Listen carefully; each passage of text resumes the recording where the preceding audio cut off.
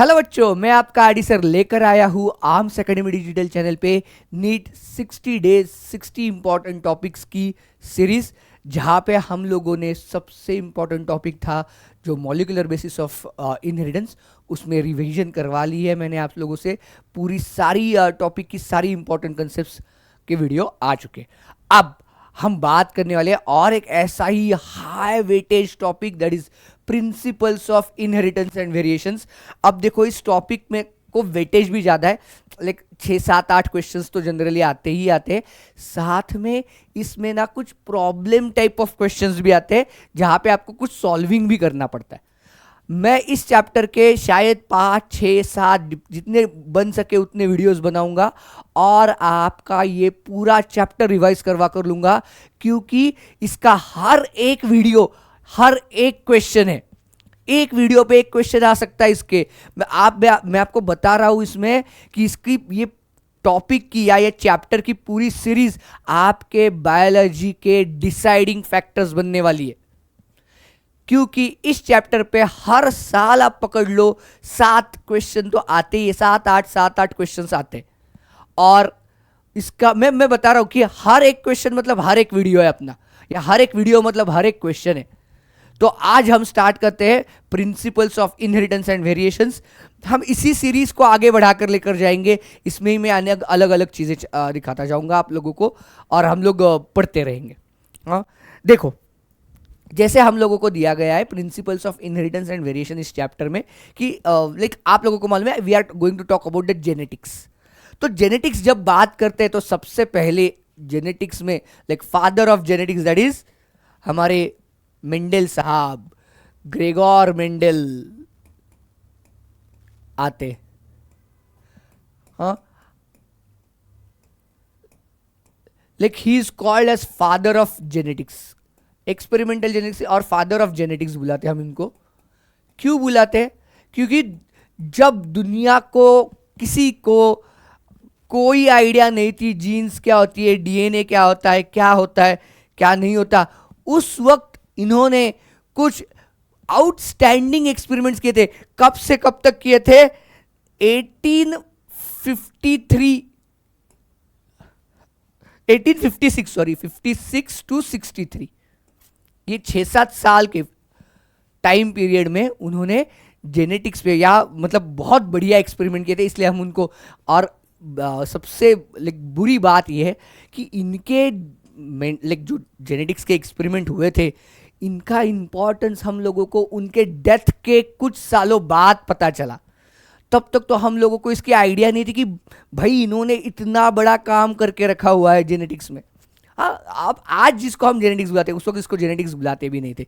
जब मेंडल इन पे सारे एक्सपेरिमेंट्स कर रहा था तो इसको जेनेटिक्स नहीं बुलाया जाता। उस वक्त हम लोगों को डीएनए, इनहेरिटेंस, इस बारे में कोई बात मालूम नहीं थी। उस वक्त हम लोग इस सारी चीज़ों से अज्ञात थे। पर इनके शुरू के किए गए एक्सपेरिमेंट को ही हम लोग लाइन पे, मतलब उनको प्राइम मान के हम उन्हीं पे नक्शे कदम चलते चलते हम आगे बढ़े हैं। और आज हम जेनेटिक्स में बहुत आगे जा चुके हैं, मतलब अभी भी इसमें बहुत जानना बाकी भी है। आज हम बहुत सारे डिसीजेस है जिनको हम जेनेटिक की हेल्प से क्योर भी करते हैं। हाँ, ये बायोटेक्नोलॉजी में आ जाएगा। पर like I admire this person, जब हाथ में कोई अच्छे रिसोर्सेस नहीं थे, लैबोरेटरीज नहीं थी, जब टेक्नोलॉजी बहुत पीछे थी, तब उन्होंने ये एक्सपेरिमेंट किया। और इनकी सबसे इंपॉर्टेंट बात जो आपको एनसीईआरटी में भी दी है, one of the reason for the success of Mendel's experiment, उन्होंने उनका स्टैटिस्टिक्स और मैथमेटिक्स का नॉलेज उन्होंने बायोलॉजी में अप्लाई किया था। ये सबसे पहली बार हुआ था कि जहां पे कोई बायोलॉजिस्ट और या बायोलॉजी के एक्सपेरिमेंट पे मैथमेटिक्स एंड स्टैटिस्टिक्स के रूल्स, उसके सारे कैलकुलेशंस अप्लाई करके लाइक इंटरप्रिटेशन दे रहे थे। और एक बहुत बड़ी चीज़ है जो बहुत साइंटिस्ट में मिस होती है, जो मेंडल में थी, उन्होंने किए गए हर एक एक्सपेरिमेंट का प्रॉपर डॉक्यूमेंटेशन करके रखा था। सब कुछ लिख कर रखा था कि कैसे किया, क्या रिजल्ट आया, उसके मैथमेटिकल या स्टैटिस्टिकल रिजल्ट्स क्या आए, सब के बारे में लिख कर रखा था।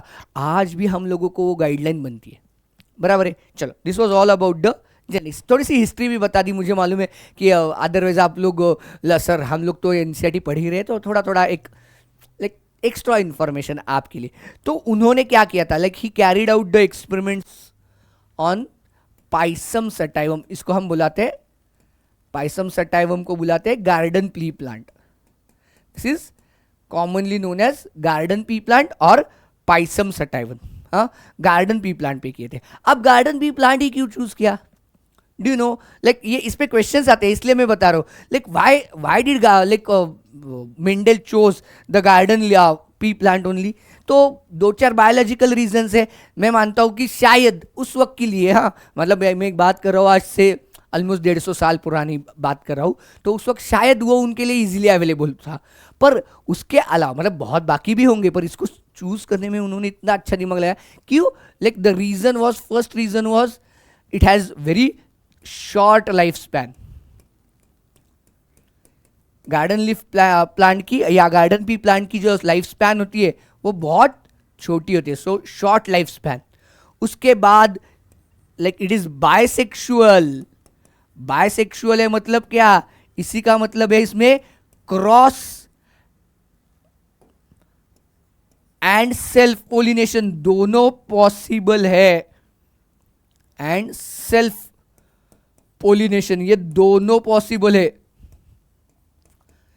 इसमें क्रॉस पोलिनेशन भी पॉसिबल है और सेल्फ पोलिनेशन भी पॉसिबल है, इसलिए ये यूज करना उनके लिए बहुत ही इंपॉर्टेंट था। Again one more reason is there, like it produces large number of seeds. ये क्या करते हैं, गार्डन पी प्लांट के मतलब पी में बहुत लार्ज नंबर ऑफ, बहुत ज्यादा या like huge number of seeds can be produce. इससे क्या होता है, हमारा जो एक्सपेरिमेंट चल रहा है उसको ना लाइक हम लोग कुछ जो साइंटिफिक एविडेंस देना चाहते हैं वो हम बहुत इजीली दे सकते। और एक रीजन था इसमें, इजीली ऑब्जर्वेबल, क्या चल रहा है आज, इजीली ऑब्जर्वेबल कॉन्ट्रास्टिंग कैरेक्टर्स थे।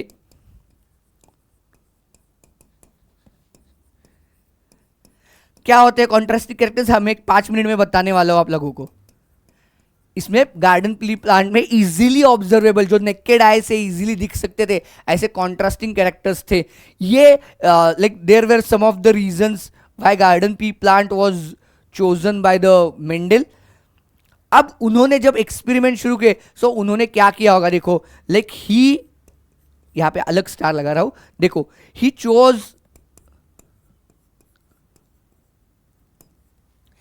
7 pairs of characters, pairs of contrasting characters, to be precisely हम लोग बोलेंगे इसको contrasting characters।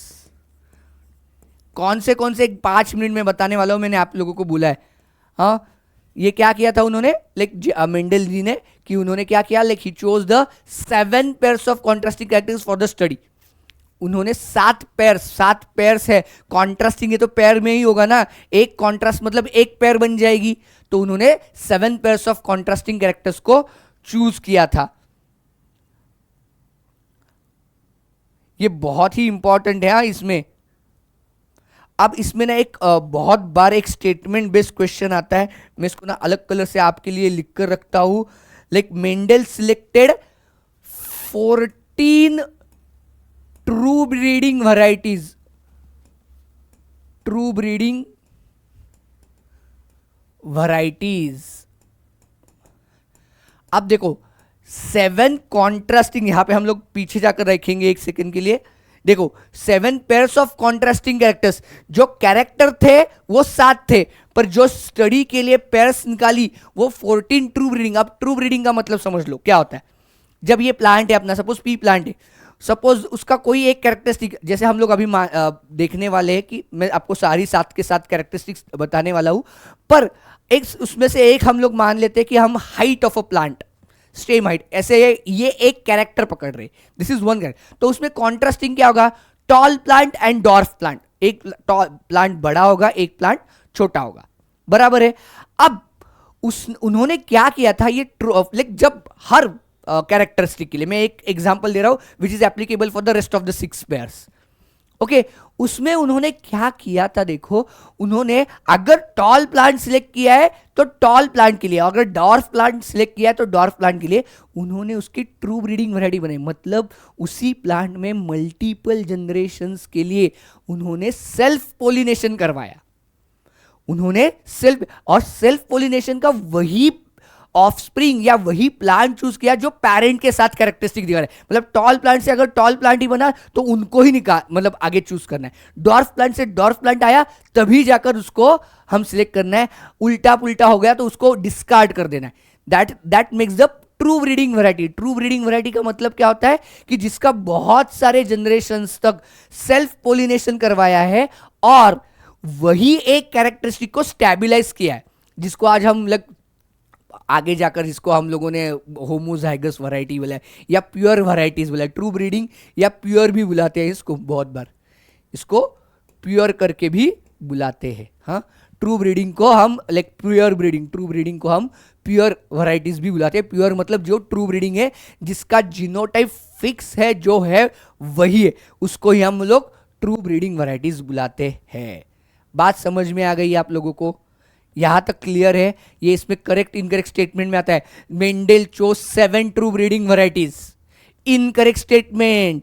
7 नहीं हुआ, 14 ट्रू ब्रीडिंग वैरायटीज थी, क्योंकि दोनों कैरेक्टरिस्टिक के लिए, कॉन्ट्रास्टिंग पेयर के लिए उसने ट्रू ब्रीडिंग वैरायटी उन्होंने चूज की थी, तो हम लोग उसको 7 नहीं कर सकते, उसको हमें 14 ही रखना पड़ेगा। याद रखो, इसमें आपकी गलती नहीं होनी चाहिए। चलो अब हम देखेंगे कि कौन कौन से थे। मैं ये आपके लिए क्यों लिख रहा हूं, मैं आपके सामने ये क्यों लिख रहा हूं, इस पे क्वेश्चंस आते हैं बच्चों बहुत बार कि लेकिन इसमें से कौन सी कॉन्ट्रास्टिंग है, कौन सी डोमिनेंट है, कौन सी रेसेसिव है, इस पे क्वेश्चंस आते हैं नीट में, इसलिए मैं आपकी रिवीजन हो जाए इसलिए आपके सामने लिख रहा हूं। अदरवाइज हमें एनसीईआरटी में भी लिख कर दिया हुआ है, मैं वही लेकर आता, पर सिर्फ पढ़कर सुनाता तो आपकी रिवीजन के लिए थोड़ा सा दिक्कत होती। जब मैं लिखूंगा तब आपकी इसकी रिवीजन बढ़िया हो जाएगी। तो पहला कैरेक्टरिस्टिक था, देखो मैं अलग कलर से ही लिख रहा हूं, that is seed shape. Seed shape, seed shape मतलब जो अपने मटर के दाने हैं ना, उसके बारे में हम लोग बात करें। हाँ, सीड शेप, सीड शेप में अब उसमें डोमिनेंट वैरायटी कौन सी थी, या डोमिनेंट ट्रेट, ट्रेट मतलब कैरेक्टरिस्टिक्स, मतलब दिखने में कैसा दिख रहा है। डोमिनेंट ट्रेट क्या था, तो उसका डोमिनेंट ट्रेट था राउंड, जिसको हम एब्रीवेट करेंगे कैपिटल आर से, और उसका रेसेसिव ट्रेट क्या था, रिंकल्ड, इसको हम एब्रीवेट करेंगे स्मॉल आर से। पहली पेयर समझ में आ गई, this is the first pair. हाँ, समझ में आ चुका है। सेकेंड पेयर है हमारी सीड कलर, सेकेंड पेयर है सीड कलर। अब सीड कलर में देखो, दिस इज सेकेंड कैरेक्टरिस्टिक। देखो हम लोगों को यह समझना भी जरूरी है हम किसके बारे में क्या बात कर रहे हैं। हाँ, जब सीड कलर ये कैरेक्टर है तो उसमें डोमिनेंट क्या था, येलो, जिसको हम एब्रीवेट करेंगे कैपिटल वाई से, और इसका रेसेसिव ट्रेट था ग्रीन, जिसको हम एब्रीवेट करेंगे स्मॉल वाई से। मैं ऐसे लिखता हुआ स्मॉल वाई, क्योंकि हम लोग आगे जाकर कभी ना कभी ये यूज करेंगे कैपिटल वाई स्मॉल वाई, ये तो उस वक्त आप लोगों को, इसलिए मैंने जो हम लोग यूज करने वाले ना वही पहले दो ले लिए। अब हम बाकी के कैरेक्टरिस्टिक्स भी देखेंगे। उसके बाद और एक है, that is stem height. Third one is height, stem height या हाइट ऑफ अ प्लांट। हाँ, ये कैरेक्टरिस्टिक है या ये कैरेक्टर है, स्टेम हाइट या स्टेम ऑफ अ प्लांट। इसमें टॉल, बहुत लंबा प्लांट बन रहा है, तो it is T, capital T. और ड्वार्फ, इसको शॉर्ट नहीं बुलाते हम बायोलॉजिकली, इसको हम ड्वार्फ बुलाते हैं। Dwarf is denoted by the small T, dwarf is denoted by the small T. Next ये देखो, ये तीन हम बहुत बार यूज करेंगे, इसलिए पहले तीन ले लिए। Fourth one is flower colour, जो पी प्लांट को फ्लावर आने वाले ना उनका कलर, फ्लावर कलर। इसमें देखो दो टाइप के फ्लावर्स दिखते हैं, वॉयलेट एंड वॉयलेट को हम यहाँ पे आप वी की जगह पे हम लोग ना डब्ल्यू यूज करते हैं, कैपिटल डब्ल्यू। हाँ ऐसे मतलब ये ट्रेडिशनली चलता आ रहा है, मैंने नहीं डिसाइड किया, आप वी से भी कर सकते हो, कोई दिक्कत नहीं। पर वाइट दूसरा है, like that is a recessive trait है वाइट इसमें। अब देखो ये ऐसे चार तो पेयर्स हो गई, ये चार पेयर्स है कौन कौन सी? Seed shape round and wrinkled, seed colour yellow and green, stem height tall and dwarf, उसके बाद flower colour violet and white. उसके बाद नेक्स्ट आता है फ्लावर पोजीशन, इसमें फ्लावर पोजीशन बुलाते हैं हम, और ये पोजीशन हम इसको बुलाएंगे, एक सेकेंड, फ्लावर पोजीशन।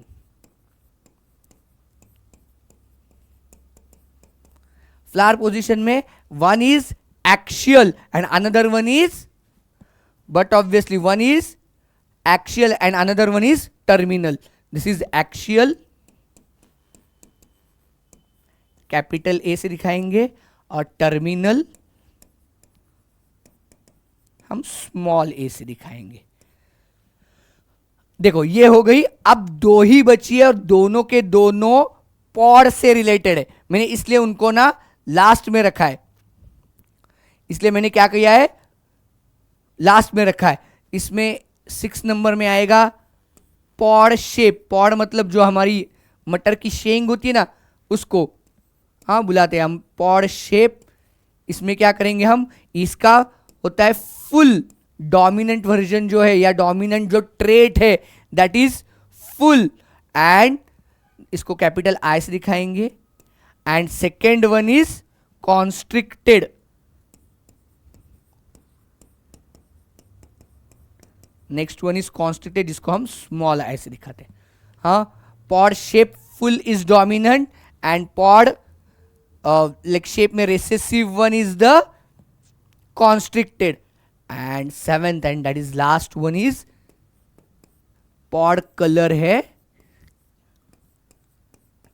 देखो कलर वाली 3 है हमारे पास, वन यहां पे ग्रीन है, डोमिनेंट इज ग्रीन जिसको हम दिखाएंगे कैपिटल जी से, एंड इट इज येलो जिसको हम दिखाएंगे स्मॉल जी से।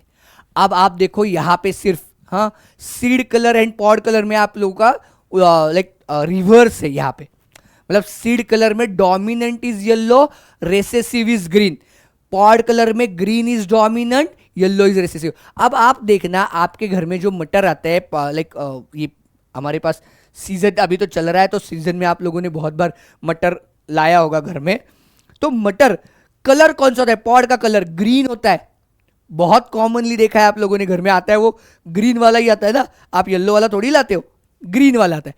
पर उसमें आने वाले जो सीड्स है वो कौन से कलर के? वो ग्रीन कलर के होते, वो येलो कलर के नहीं होते।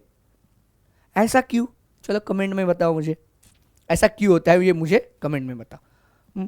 अब हम इसके साथ साथ ना मेंडल्स के कुछ लॉज भी समझेंगे। लॉज समझने के लिए हम लोग ना उसके लिए 2 क्रॉस लेंगे। पहला क्रॉस हम समझने वाले आज मोनो हाइब्रिड क्रॉस। पहला क्रॉस है हमारा मोनो हाइब्रिड क्रॉस।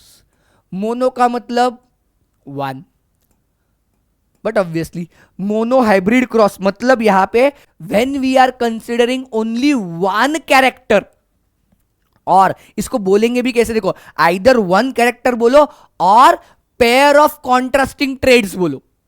इसको बोलना भी कैसे आप लोगों को समझना है, सिर्फ ऐसे लिखा आया ठीक है नीट एग्जाम हो जाएगी, पर आप बायोलॉजी के लाइफ टाइम स्टूडेंट्स हो, आप लोगों को जेनेटिक्स आगे आने वाला है एमबीबीएस में, तब आपकी कोई गलत ना हो इसलिए मैं बता रहा हूं। आइदर लाइक हर वक्त सिर्फ मेंडल का नहीं होगा, ये कंसेप्ट समझ लो। Either say it is as a character और say it as a pair of contrasting trait.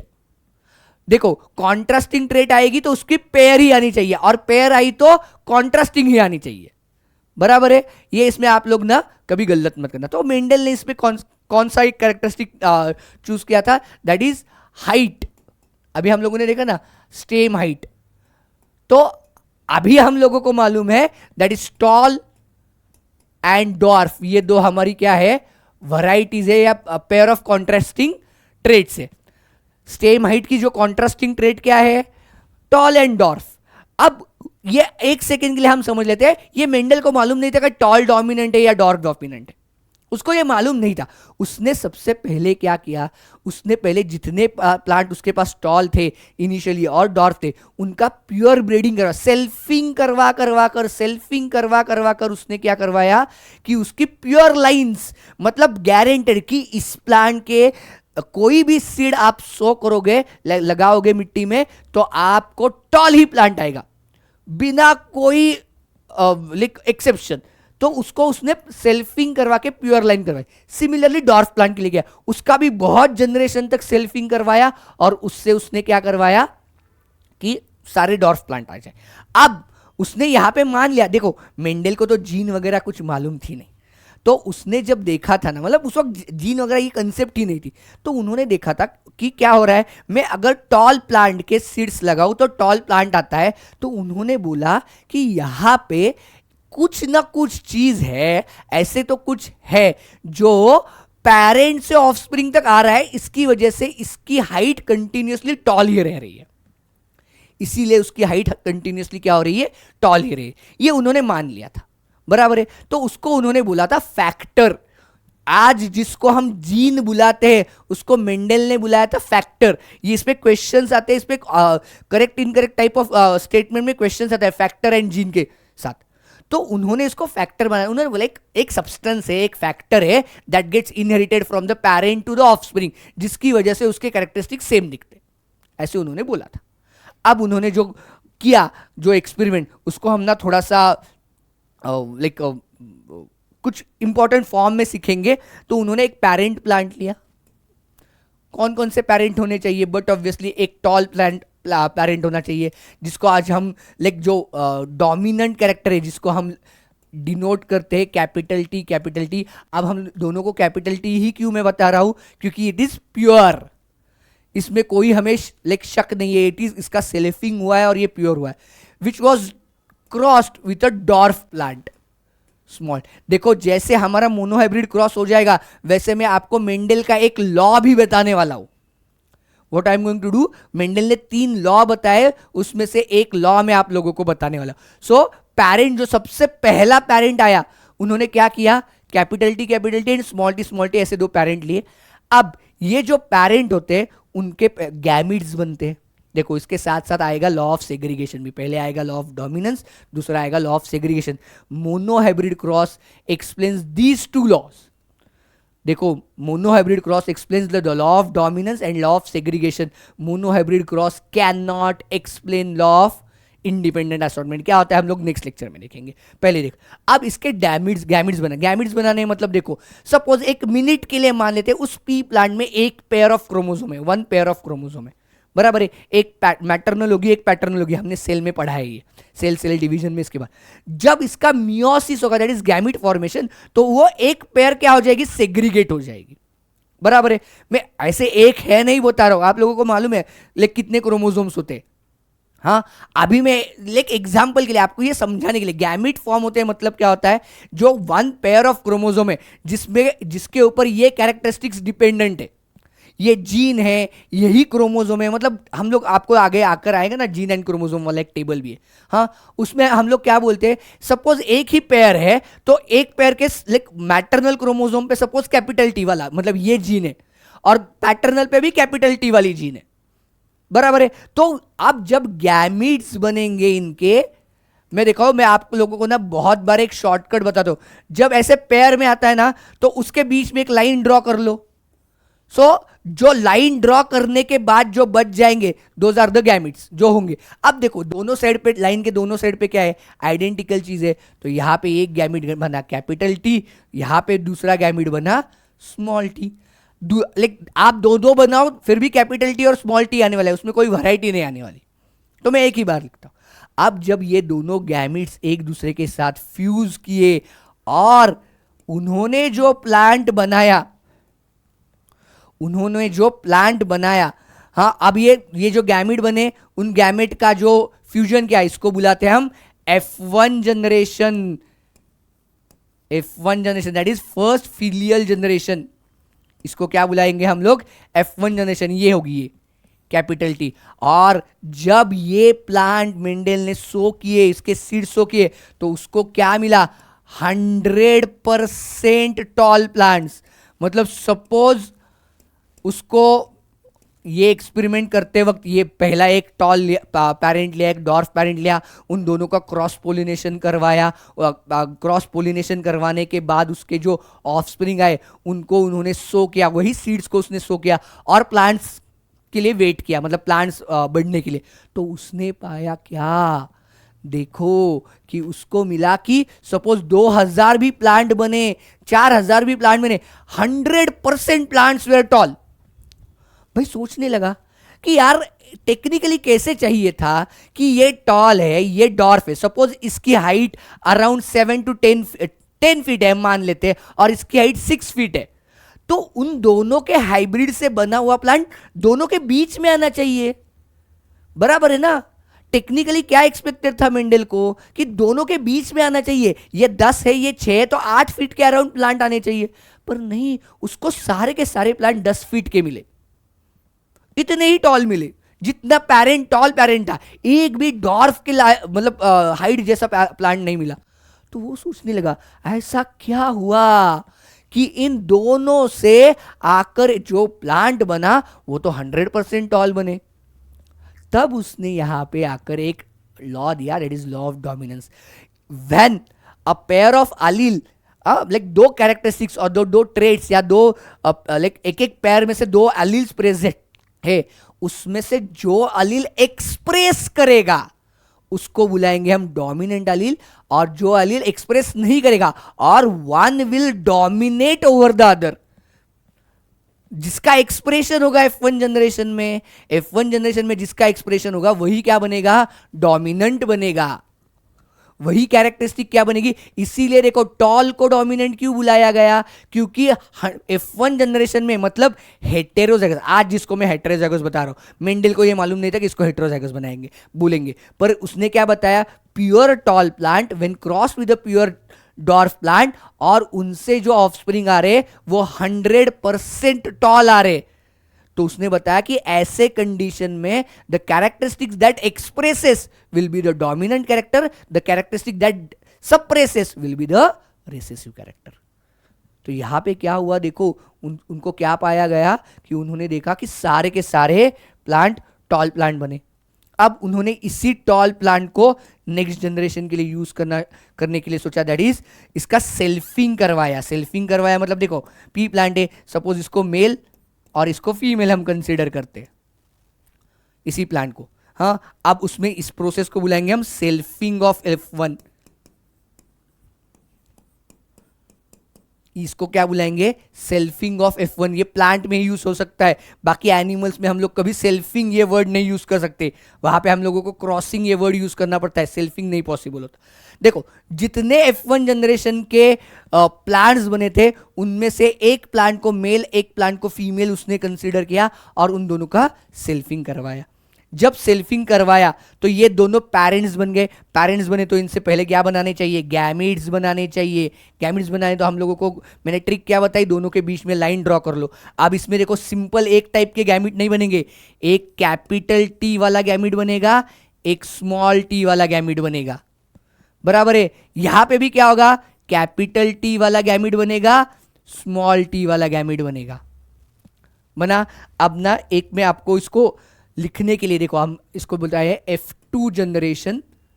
हाँ, F2 जनरेशन में क्या होगा देखते हैं। F2 जनरेशन में इसको ना एक special type of like method से, जिसको हम चेकर्स बोर्ड या पुनिट स्क्वायर, पुनिट नाम के एक साइंटिस्ट थे राइनगल्ड पुनिट करके, उन्होंने ये मेथड मैथमेटिकल एक्सप्रेशन की मेथड बताई इसके लिए। तो उसके उस मेथड से हम देखेंगे क्या किया जाता है। देखो इस पुनिट स्क्वायर मेथड में एक इट इज जस्ट स्क्वायर, हाँ, इसमें हम लोग क्या कर लेते हैं ये ऐसे। अब हमारे लिए मैंने इतना ही क्यों बनाया, क्योंकि हमारे पास दो दो ही गैमिट है। सपोज ये मेल गैमिट है, यहां पे लिखेंगे, ये फीमेल गैमिट्स हम इसके नीचे, यहाँ पे फीमेल गैमिट्स आएंगे, यहाँ पे मेल।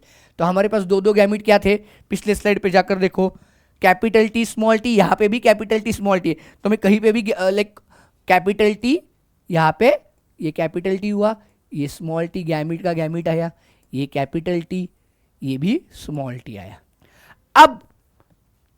अब इनका जस्ट परम्यूटेशन कॉम्बिनेशन करना है। मतलब देखो ये फीमेल गैमिट का ये capital T if matches with the male gamete का कैपिटल टी, तो यहां पे क्या होगा, उसका ऑफस्प्रिंग बनेगा कैपिटल टी, तो दोनों कैपिटल टी बन गए।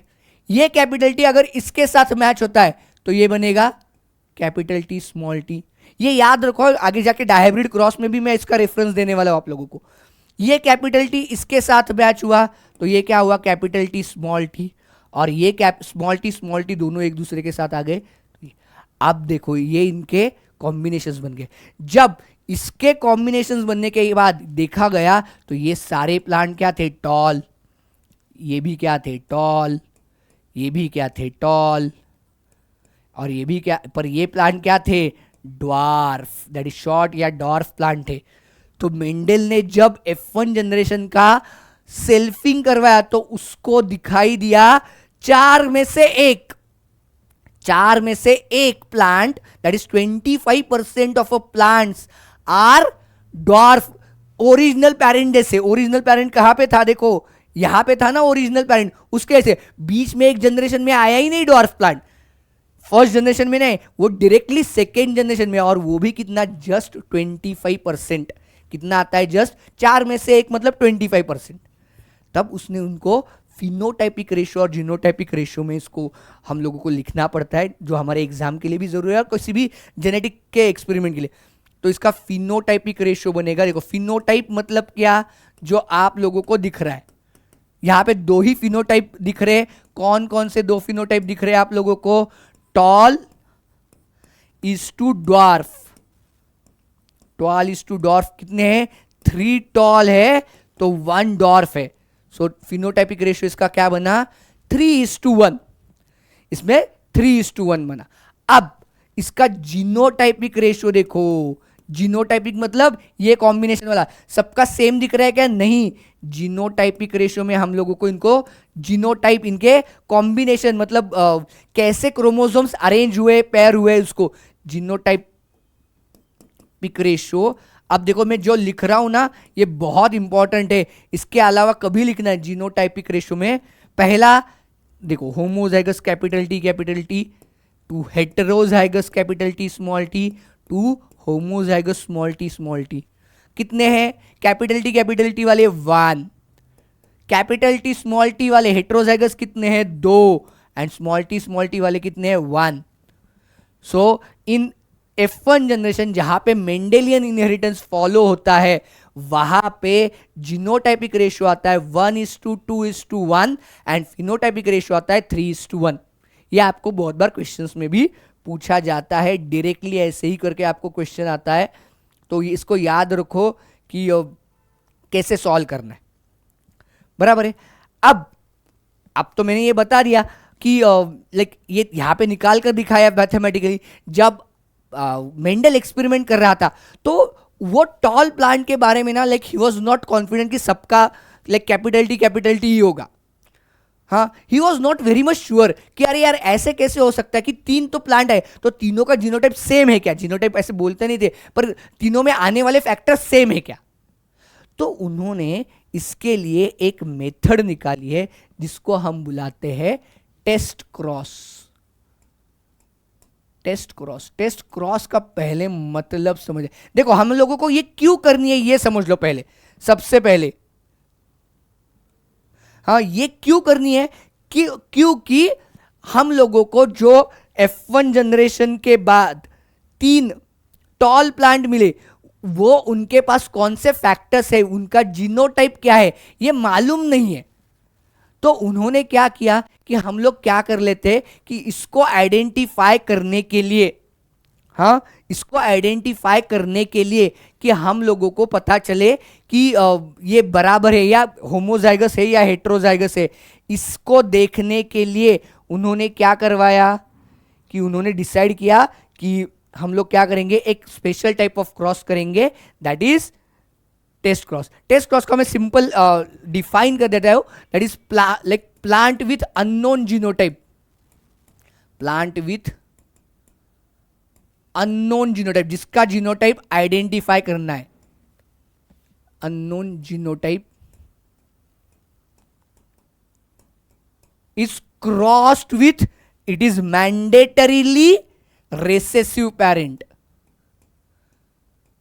मैंडेटरीली, ये कंपल्सरी, ये पैरेंट चेंज नहीं हो सकता, ये पैरेंट क्या होगा, रेसेसिव ही होगा। अब देखो हमारे पास प्लांट विथ अननोन जीनोटाइप कौन कौन से, दो है ना, आइदर कैपिटल टी और कैपिटल टी स्मॉल टी, ऐसे दो प्लांट्स है, ये होमोजाइगस है या हेट्रोजाइगस है, यही तो आइडेंटिफाई करना था। बट हमारे पास फिक्स क्या है, recessive plant, that is small T, बराबर है। अब हम दो केसेस देखेंगे कि जहां पे केस 1, यहां पे मैं लिख देता हूं case 1 and this will be the case 2। देखो इन्हीं ऊपर के जो हम लोगों के पास जो जीनोटाइपिक या प्लांट्स है उसको ही रेफरेंस में, यहां पे मैं क्या कर लेता हूं, capital T is unknown genotype है, is crossed with recessive parent small T, बराबर है। तो देखो इसके गैमिट्स प्रोड्यूस होंगे दोनों के, तो ये गैमिट होगा कैपिटल टी, ये गैमिट बनेगा स्मॉल टी। जब ये एक दूसरे के साथ जनरेशन बनाएंगे कैपिटल टी स्मॉल टी, मतलब 100% वापस क्या हो जाएंगे, टॉल प्लांट्स। ये क्या बन जाएंगे, 100% टॉल प्लांट्स बनेंगे, इसमें कोई शक ही नहीं। अगर सारे के सारे जितने बने, 1000 बने, 2000 बने, 100 बने, 500 बने, जितने प्लांट्स बने ये क्रॉस करने के बाद, मतलब जिसमें से एक हम एज्यूम किया कि कैपिटल टी, तो हम लोग क्या बता सकते हैं, अगर 100% आए तो अननोन का जो जीनोटाइप है वो कैपिटल टी है। सेकेंड केस करके देखते हैं, capital T and small T दिख रहा है ना आप लोगों को, इसके भी गैमिट्स बनाएंगे वापस। तो ये बना कैपिटल टी और यहां पे दूसरा और एक गैमिट बनेगा स्मॉल टी, बराबर है, इसी पेरेंट का, और इसका सिर्फ स्मॉल टी, एक ही, मतलब दो ही है पर दोनों का एक ही बन सकता है ना, मतलब एक टाइप का ही है। अब देखो यहां पे क्या हुआ, जब ये दोनों फ्यूज हुए तो कैपिटल टी स्मॉल टी आया, बराबर है। अब जब ये दोनों फ्यूज हुए तो स्मॉल टी आया। अगर ये कैपिटल टी स्मॉल टी है मतलब क्या, this is a tall plant, but small T है मतलब क्या, ये ड्वार्फ प्लांट है। इसमें क्या हुआ, 50% टॉल एंड 50% ड्वार्फ, 1:1 रेशियो में आए ना, 50-50 में। तो आप इस टेस्ट क्रॉस से इंटरप्रेट कर सकते हो, अगर आपको सारे के सारे प्लांट्स टॉल मिलते या डोमिनेंट कैरेक्टरिस्टिक वाले मिलते तो आप बता सकते हैं दैट इज होमोजाइगस डोमिनेंट है वो पेरेंट जो अननोन जीनोटाइप वाला। अगर आपको 1:1 रेशियो में मिलते हैं, हाँ, लाइक डोमिनेंट एंड रेसेसिव का 1:1 रेशियो या 50-50% आते हैं, तो हम लोग उसको बुला सकते हैं कि this is a heterozygous genotype. आई बात समझ में? So I hope this was helpful to you, this will help you a lot. इसके बाद में इमीडिएटली आपको एक थर्ड लॉ, जहाँ पे हम लोगों ने दोनों देखे, ये इंडिपेंडेंट, पहले हम लोगों ने देखा डोमिनेंट जो होता है, और साथ में हम लोगों ने देखा लाइक लॉ ऑफ सेग्रीगेशन में मैंने बताया ना कि ये गैमिट्स 2 क्रोमोसोम्स है, तो उसमें से जो लाइक किसी भी एक क्रोमोसोम पे जो जीन है वो दूसरे से सेग्रीगेट हो जाती है during the formation of gamete formation. तो ऐसे 2 लॉज हमने यहाँ पे देखे। थर्ड लॉ है दैट इज इंडिपेंडेंट असॉर्टमेंट, जिसको हम देखेंगे नेक्स्ट वीडियो में with an example of dihybrid cross. Okay, thank you very much.